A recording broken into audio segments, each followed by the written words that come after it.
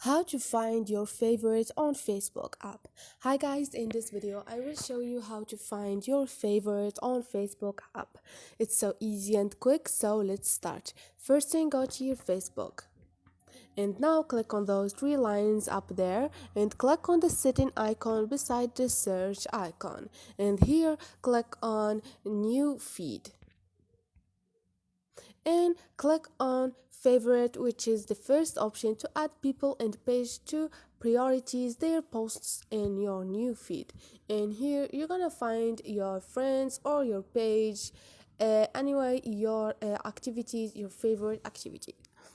So this is it, guys. This is how you find all your favorites on Facebook. It's so easy and quick. Hope this video was helpful to you, and if you like this video, don't forget to subscribe and like.